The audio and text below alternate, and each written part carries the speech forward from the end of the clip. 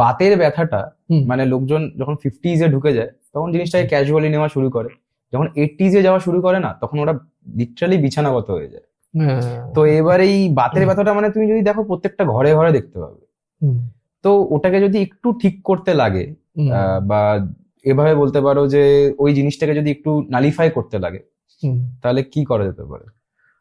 দেখো, বাথের ব্যথা, বাথ প্রনাউন্সিয়েশনে যদি আমরা যাই, যতটা আমি জানি হয়তো তুমি আমাকে হেল্প করতে পারবে এই নিয়ে। আমাদের বাংলায় ওয়াটা নাই, ব আছে। হ্যাঁ, বাত বাথ, ওয়া বলে কিছু নাই, না, ব আছে। তো ইট ইজ অ্যাকচুয়ালি, আমি যে বললাম 3টা দোষ আছে, বাত, পিত্ত এন্ড কাফা, 3টা দোষ। এদেরকে দোষ বলা হয় কারণ কি এদের ফ্যাক্টরস গুলি হলো দূষিত করা, এদের প্রপার্টিজ গুলো দূষিত করবে। আমাদের সপ্ত ধাতু আছে, রস, রক্ত, মাংস, মেদ, অস্থি, মজ্জা, শুক্র। ঠিক আছে, এগুলো অন্য কোনো দিন আমরা ডিটেলে করবো। তো এই যে সপ্ত ধাতু আছে, এদেরকে বানাচ্ছে 5টা এলিমেন্ট, আকাশ, বায়ু, অগ্নি, জল, পৃথিবী।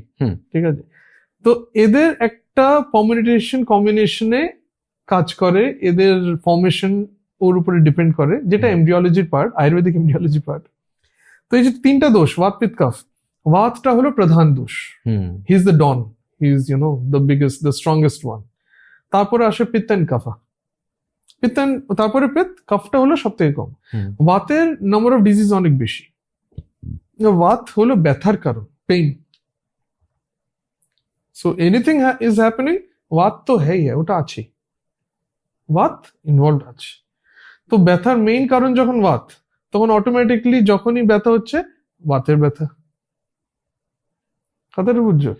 এবার যে জিনিসটা তুমি পয়েন্ট আউট করলে, যেই একটা স্পেসিফিক এজ ক্রস হলো, বিছানায় পড়ে যাচ্ছে, এই ব্যথা সেই ব্যথা, we have to remember one thing, কি এই যে রোগটা যে ওই বয়সে শুরু হলো, ইট ইজ ফলস। ওখান থেকে শুরু হয়েছে ওটা না, ওর কারণটা তার 10-20 বছর আগেই স্টার্ট হয়ে গেছে। মানে বীজটা, সিড যে আমরা বলি না, সিডটা আগেই হয়ে গেছে, যার মধ্যে চলে আসে ব্যাড রুটিন, ইয়েস, লাইফস্টাইল।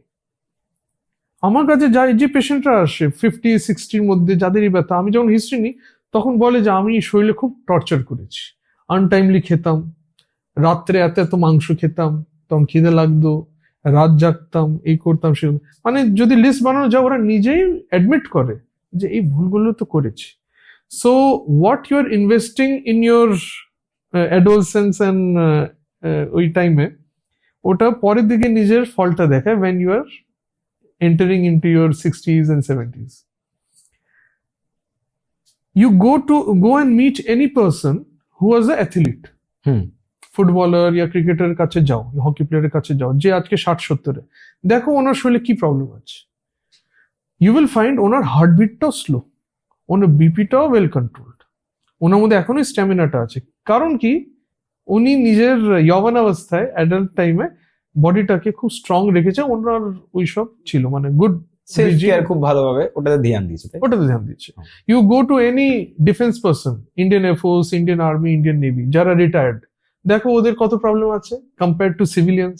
কারণ কি ওরা একটা স্ট্রিক্ট রুটিনে খাওয়া দাওয়া ছিল, স্ট্রিক্ট।